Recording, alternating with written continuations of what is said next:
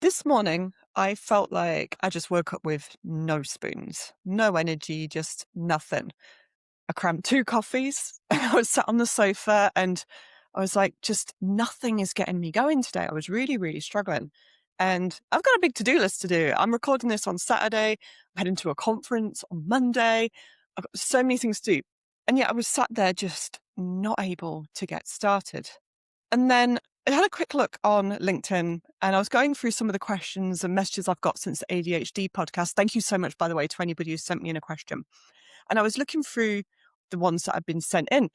And someone said to me that they've been struggling with this whole getting started, then cramming things last minute, crunching, and then ended up burning out. And it's a cycle that I sort of deal with myself. It's something that I've struggled with a lot over the years. And so as I was reading that, I was like, do you know what? I know the answers to this. I know what gets me going. So why aren't I doing it? And quite often it's just that I forget, right? It's part of my ADHD brain. I know that now, but I will forget the things that boost me, that get me going, that hype me up. And quite often the issue isn't that I'm lazy, I'm unmotivated or any of that. I want to do the things. I just struggle to do them. And what I actually need to do is do the things that boost me. I'm lacking stimulation. I'm probably lacking dopamine. What I need to do is eat something and do one of my little tactics to get my energy going. So that's what we're going to talk about today. For anybody who is new here, welcome to The Reset with me, Kat Burton. This is a show for anybody who looks fine on the outside, but on the inside, maybe you're struggling. If you're feeling a little bit burned out, overwhelmed, lost, misaligned, we're going to get through it together one small step at a time. So let's talk about this question that I've got in numerous different ways from different people. And it's about that thing where you've got stuff you need to do, whether it's a personal task, whether it's a work task. And what you do is you end up procrastinating. And it's like this avoidance cycle. And then you spend a whole day not doing the thing, have to work late, and you're cramming, which means you're probably overstimulated late at night. You might not sleep so well. And that is something that's going to set you on a path to burnout. Now, many of us need a deadline to kind of hype us up, and it can help to put a little deadline in place just to help get you through it, a little interim one. But there are other things we can do in terms of motivation, stimulation that really, really help. So what I'm going to do today is I'm going to talk you through sort of 5 key areas which have really helped me with this. Now, I'm not perfect. As I mentioned, I spent this morning forgetting half of these coping strategies exist. So if that's you, please don't feel like you're a failure or that you're rubbish for forgetting, because I forget too. In some ways, this episode is going to be helpful because I can go back and listen to it when I forget, because it's inevitable. It will happen. I need to stick Post-it notes on my fridge with half of these things. So let's talk about all of the 5 things that are going to help you get stimulated, to get motivated to do the thing so that you can do it in the time you need to do it, rather than cramming it, rather than pushing it right to the last minute for that deadline and then ending up in that cycle of burnout. So the first point on this one is about stimulation. Not all stimulation is created equal. And I really want to talk about this because there are some things which really stimulate my brain, but they do it in a bad way. Okay. So a lot of stimulation that's out in the modern world, be that on your phone, on your computer, wherever, it's designed to be compulsive, to be addictive. That infinite scroll, the autoplay, the just one more turn that we have in games, your notifications. It creates this unpredictable reward loop. You don't know when you're going to get hit from it. And it's the same mechanism they use in slot machines. They're using that in social media, in your apps. They want to keep you engaged because engagement is what gets them money, right? It gives them more advertising revenue. So what we want to be doing is avoiding the kind of stimulation that's keeping us in these loops. Because if you're anything like me, you've got stuff to do and then you end up feeling really, really, really rubbish because instead what you've done is you've spent all day scrolling Instagram, or you've played 50 bajillion rounds of Balatro and you just can't seem to stop. So often we'll get stuck using these sort of bad stimulation sources. And what they're doing is they're engaging our brain, but they're not helping us do that in a constructive way. We're getting all the stimulation up here and that, but it's not It's not umphing us. It's not energizing us. It's not helping us get into our zone. So we want to avoid the bad stimulation and let's try and find the good stimulation that works for you, that doesn't keep you trapped in these little cycles of distraction. My second little tip is that there's often a genuine reason why we can't start tasks until there's a deadline. And that cycle of procrastination and then sort of cram everything and crunch right at the end and then burn yourself out, it's a recurring thing for many, many people. I got quite a few questions about this already. And so, again, it's not that deadlines are bad. Deadlines are great. And it's not that you are failing at achieving your targets and your deadlines, because you are doing them. You're just doing them later. And it's usually because of a stimulation problem. Maybe the project itself isn't that stimulating. Maybe it's something that you go, oh, I'm not really enjoying this. And so it's not giving you that dopamine. It's not giving you the buzz. I have that with things like accounting or some of the chores and business admin around running a business, right? It's not always the most fun or engaging thing to do. So how do we get past that? Because quite often the most difficult bit is getting started. Once you're in it, you'll probably be fine. But the barrier, the leap of just going from nothing to getting started is really, really hard. Like, it takes so much more energy to get you going. It's like an uphill start in a car. It's like, oh, it takes so much fuel. And if you're struggling to get started, one of the sort of common loops is, right, you're probably understimulated. You're probably like not feeling the buzz for this particular task, or it's a chore you really don't want to do. Or maybe like me, you're neurodivergent. And even if it's something you want to do, like for me going to the gym and things like that, I know I love doing it, but I sometimes just struggle to get out the door because it's just, I need that oomph. And sometimes coffee doesn't cut it. So you might be stuck in this loop of you're understimulated, and then your tasks or your to-do list or the thing you feel like you want to do is sitting there, but it's getting harder to do it. It's getting harder to start it. And then you start feeling guilty. But then that deadline or the pressure finally builds up. And what that will do is that will give you a sort of artificial boost.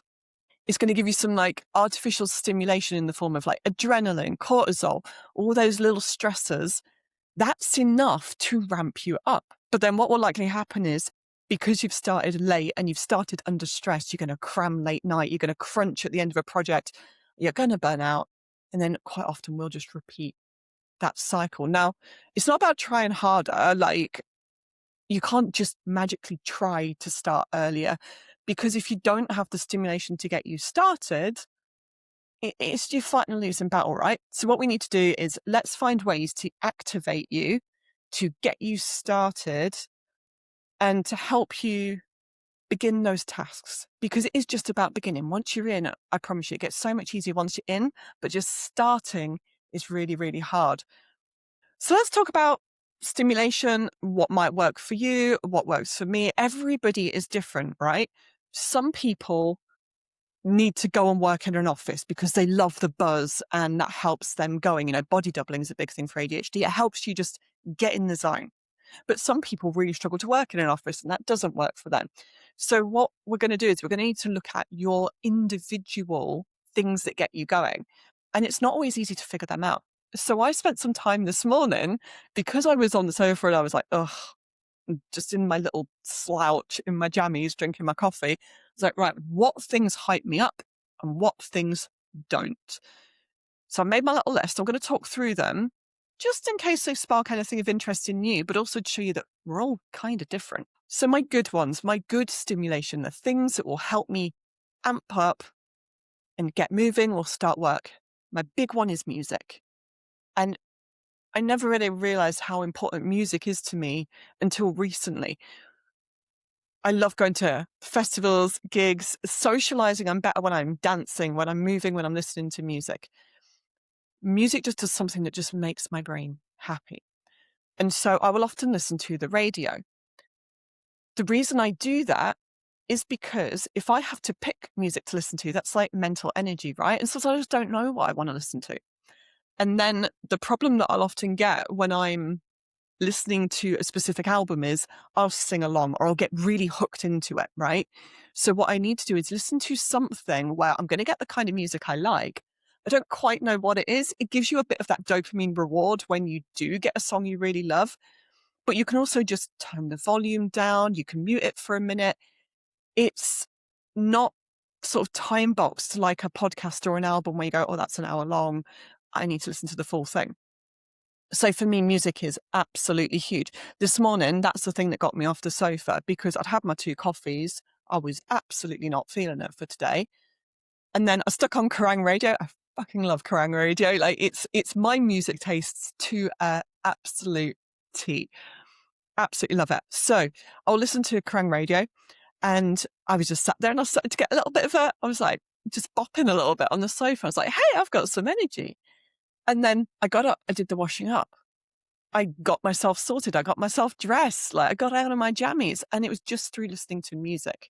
Now, again, everybody is different. That might not work for you, but for me, that's probably my primary one just to get me going in the morning, more so than coffee. Who'd have thought? Coffee doesn't do that much to get me going, but music just instantly ramps me up. Now, once I'm up and moving a little bit, because that's the thing, right? So you need something to get you going a little bit. There are other sort of sources of stimulation that really work for my brain and again give me more energy, but they take a bit of a barrier to do them sometimes. That's why the music helps just to get me over that initial bump. So gym, exercise, going bouldering, lifting, going to a dance class, whatever it is, I absolutely love fitness. It's so good for my mental health. It's good for my physical health, and it gives me more energy than it takes. However, often I struggle to go. So what I need is if I put the music on first, it just helps me get out the door.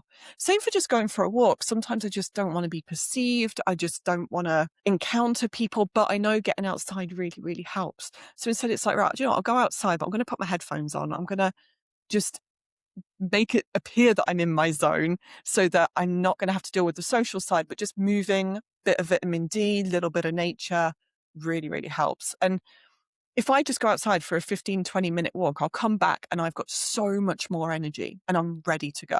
This one might sound silly, but I absolutely get a buzz and stimulation that will last me the whole day from doing my makeup, wearing something nice. I never really understood it. And I'll often do my makeup just for me sitting at home every day. It's not for anybody else. It's for me. And it just makes me feel good. It makes me feel nice. And it just, I don't know, it just really helps me get going. I find that I'm more focused, I'm more confident. And if I have days where, you know, sometimes you do need to just veg out, but if I do veg out in my jammies, hair scooped back, just looking a bit grotty, I'm thinking, oh, I just don't feel good in myself. And just taking the time to have a quick shower and put on some eyeliner, it completely changes my day. Completely changes my day. So they're my good ones. They're the ones that really, really help me. I have some sort of neutral ones as well, because what's important to do with this is note down your good stimulants, the ones that get you going. But I think it's also worth noting down the other areas of stimulation as well, just so you know where you fit into each of these categories. So I want to talk about neutral ones that will stimulate your brain, but maybe they don't ramp you up for work, but they provide some escapism or they energize you in a different way. So not all stimulation has to be constructive, right? This is where hobbies are good. You don't have to monetize it. You don't have to create an output, but sometimes you just need an escape. Sometimes you just need something to grab your attention and let you switch off so that you can recharge a little bit. And often that's the issue, right? It's like sometimes when we're depleted, it's because we're lacking stimulation, we're tired and so on. But other times it could be that we're overwhelmed. If your brain's running at 1,000,000 miles an hour and you just can't focus on work and you've tried the other things like getting out for a walk, sometimes you just need something to switch your brain off completely and just help you get out of the sort of the stress, the anxiety, just reset a little bit and then come back to it. It's okay to do these other things if you're struggling to get started and the other sort of more broadly positive things don't work. So let's talk about some of these more neutral escapism options. Video games. I love video games. Anybody on video can say, love the video games. For me, an interesting one is Balatro. Now, Balatro is the ultimate just one more turn. It's compulsive. I can get a bit addicted to it. I have to be very, very careful because I do fall into Balatro loops. Please, nobody check my plate stats on Steam, honestly. But I get in loops of it. But what it does do is it gives me lots of dopamine. I mean, amazing, amazing sound effects, amazing. But it gives me that little bit of a boost. And I get so into it because it's the intermittent reward, right? It's so well done. It's so engaging. But it will help me snap out of my head because I really get into it. The problem is I will play it for too long. So it's good to sort of set yourself a timer for something like that. If you do find, like me, you get over into it and get a bit hooked on it. So I go in waves of playing games that I know I will get hooked on. I have to be quite careful with it, but they're there for me as a crutch when I'm really, really struggling and I just need rapid fire dopamine just to get me out of a rut. Another one that works for me is more factual podcasts.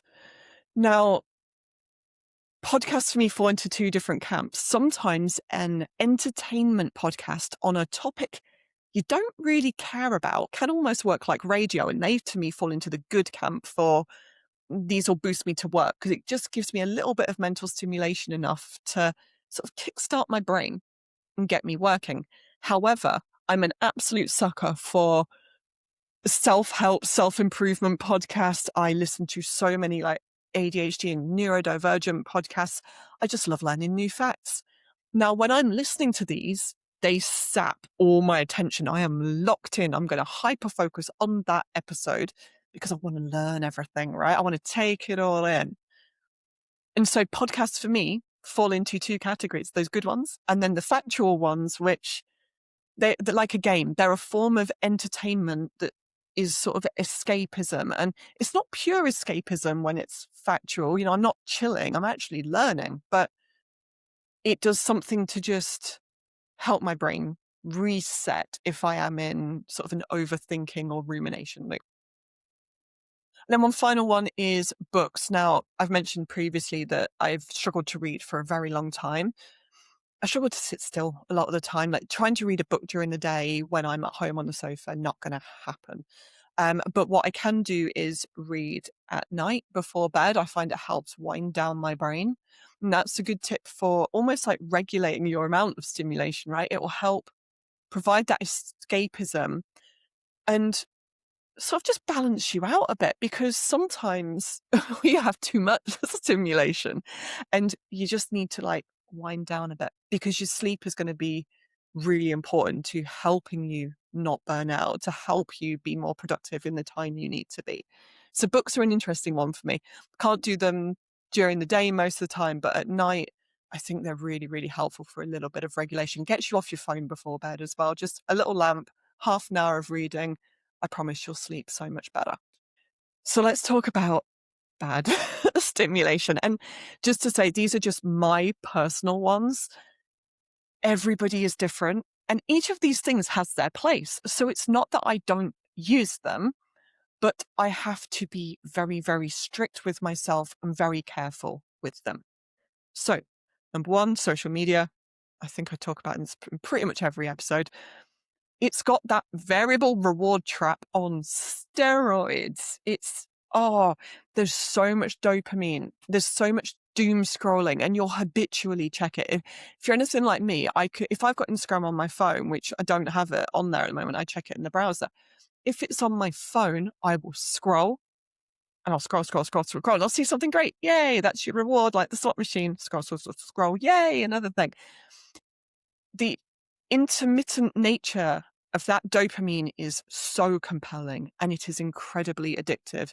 And I say it's addictive because do I want to be sat doom scrolling social media for 3 hours? No, it makes me feel absolutely rubbish, but I can't help it. If it's on my phone, I'm going to scroll, put it down. 30 seconds later, I've picked up the phone again and I'm scrolling. Why? For the most part, there aren't things that I want to see. I can get through my friends' updates in a minute. I don't need to be constantly scrolling. Nothing's changed in that few seconds since I last looked at my phone. It's incredibly compulsive. So phones apps, all of that, especially social media for me, are the negative kind of stimulation. They'll provide some dopamine, but usually they leave me feeling worse afterwards. So I have to be really, really careful with how I use them, even though they are incredibly engaging. It's the wrong kind of stimulation. So another one for me, which is ironic because I'm sharing the video version of this episode on YouTube, is on-demand media. So TV, stuff like Netflix, Apple TV, YouTube. Now, I love these. I love them. They are great. They make my brain happy. But for me, they are bad stimulation because, well, I can get stuck in this whole decision loop of what to watch. It's like analysis paralysis. I never know what to pick because there's so much, it's overwhelming, right? I just find that absolutely exhausting. And there's nothing worse than sitting down with somebody to watch something. You go, let's open whatever streaming platform you want to look at. And you're like, let's pick something. And you're scrolling for forever. I just want to watch something. It's just too many. And so it can just be so stressful. It doesn't often give you that good feeling when you're endlessly scrolling but can't quite decide. The other way that it can be really bad for me personally is when I do find something that I like, I can get so hooked on it because it's very, very easy to, when you're feeling a bit low, when you're feeling a bit bored, to go, fuck it, I'm just going to put the telly on. You put the telly on and it's like, oh, look, this YouTube channel that I really love, and you will sit and you'll watch it. Like in my case, it was for a while, it was Project Zomboid videos, right? I got so hooked to watching those that I would sit and I would watch 3 or 4 hour playthroughs of them. And then I realized I was doing it daily. And I'm like, that's not good. How many hours I've wasted. Now, it might be that works as good background entertainment for you. It might be that those kind of things are just engaging enough to help you work. But for me, I find them so compelling that I just want to watch them. And before I know it, they've become such an easy source of dopamine for me, like passive dopamine. I'm getting dopamine watching someone else get a good loot, but it just doesn't help me. And then I feel guilty because I feel like I've wasted so much time. Now, that's not to say that choosing something you really want to watch and resting and doing it selectively, that's not wasting time. Rest is very important. There are certain TV shows that I will sit and binge watch because I really want to watch them, but I cherry pick them. And I don't let myself just automatically binge watch whatever is there. I will pick a series, know I want to watch it, and then once I'm done with it, I'll try and step away. It's very strange. It's something about the wiring of my brain, for sure. If you're listening, that might not resonate for you, but for me, I know that I cannot have a TV in my lounge, oddly, because if I have a TV in my lounge, if I have Instagram on my phone, if I have Reddit on my phone, or if I have Balatro installed on my work laptop, which I did that was a bad idea.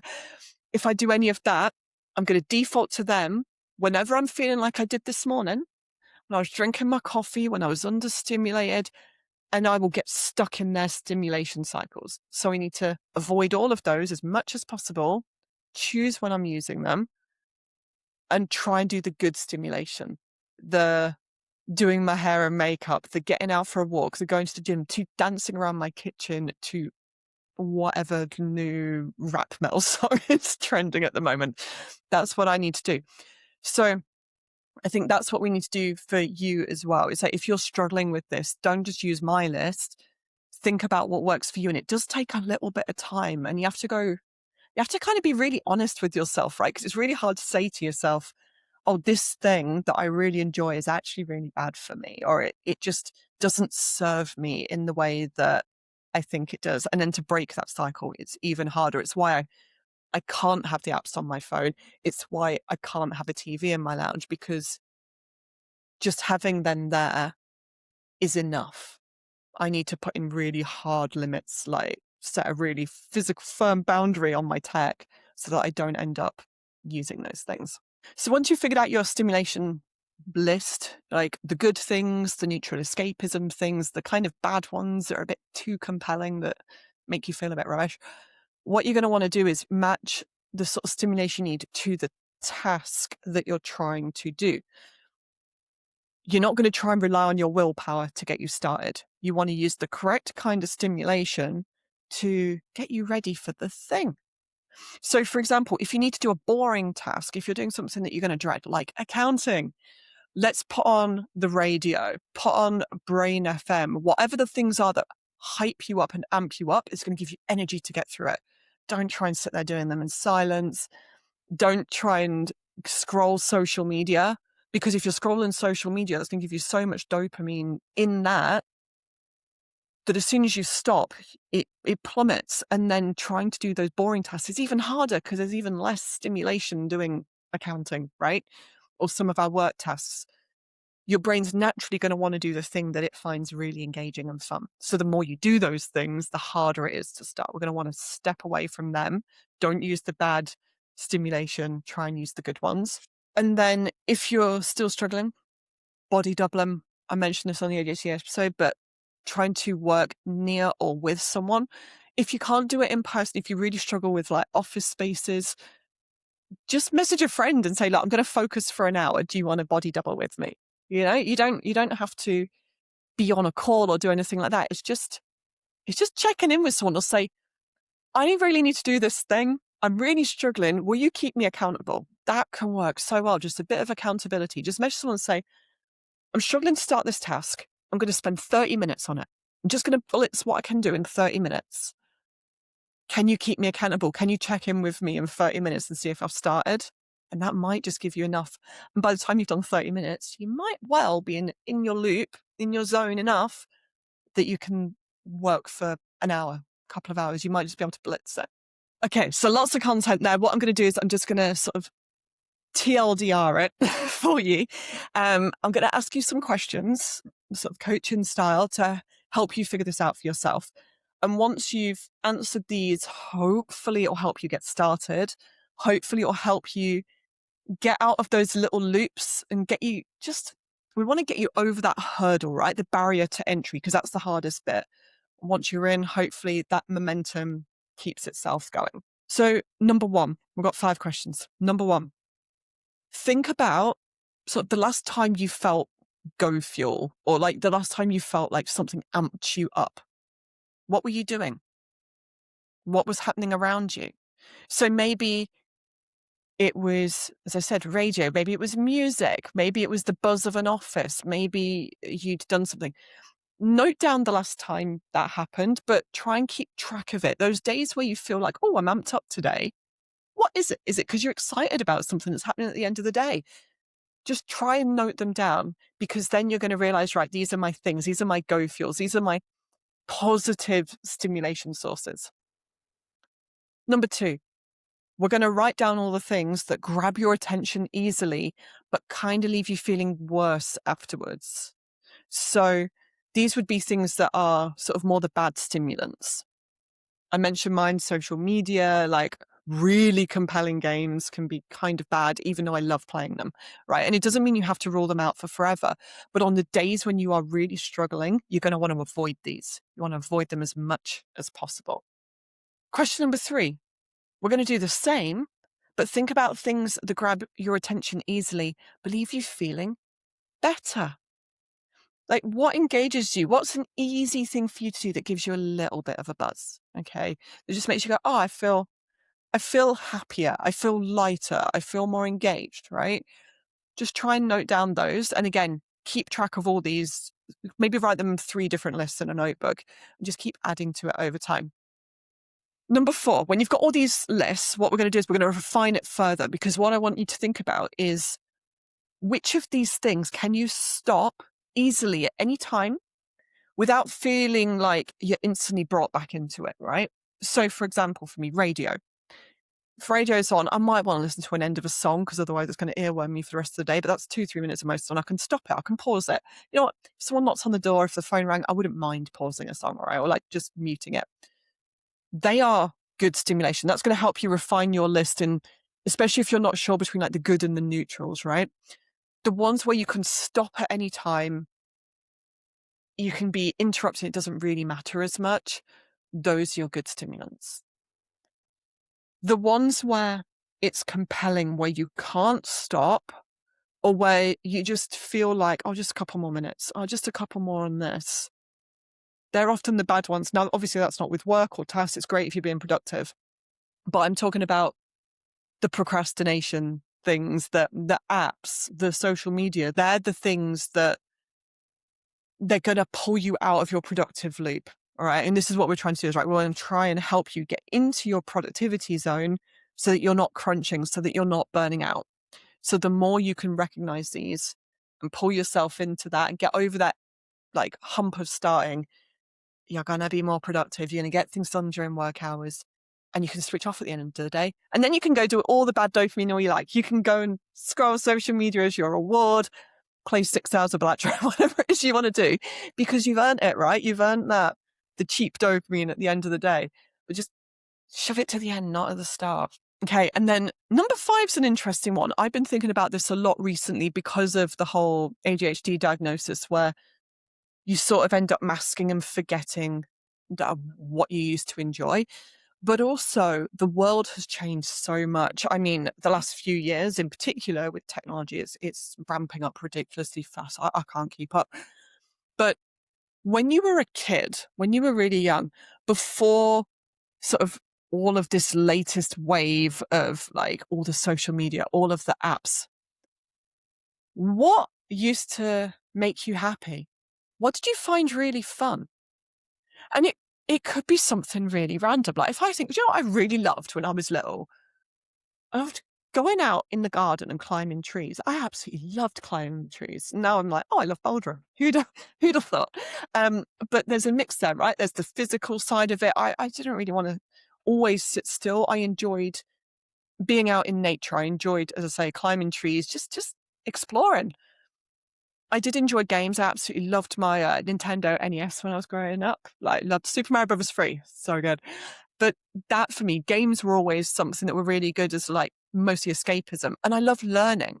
I loved picking up new facts, sitting around a table, sort of researching something, getting an old encyclopedia out before the days of the internet, right? Reading a book, just getting back to physical media. Again, it's funny because I feel like many of us are going to go full circle on that. It feels like we're getting there. So yeah, think about what you love to do before the world tried to consume your attention, before all this bad stimulation was around us. What did you do in the olden days? What did you do as a kid, as a teenager? What worked for you? Note those down. So by the end of this, you should hopefully have, ideally, your 3 lists of your good, your neutral / escapism stimulation, and then your bad stimulation. Use your bad ones as your rewards. Your good ones are hopefully what's going to amp you up to start your day, to get you started, so you're not procrastinating as much. And the neutral ones, just use them as and when you need them, when you want to do that. If you're feeling overwhelmed, if you're feeling just like you can't focus for any reason, too much in your head, use them to snap you out of your own head, because they will really, really help. So that's your action point for this week. We're going to sit down, figure out what works for you, make a list of your good stimulation, probably stick that on your fridge, on your bathroom mirror, wherever it is. Because again, if you're anything like me, it's so easy to forget. And when you're tired, it's just hard to think. So if you've just got something there that just prompts you, it can be a lot easier, and just lower the barrier to entry for those things. You know, I have a radio app on my phone, on my laptop. I hit play on both of them and instantly Kerrang radio plays, right? It's so low barrier to entry. In my car, it's always tuned to that radio station because I know it works.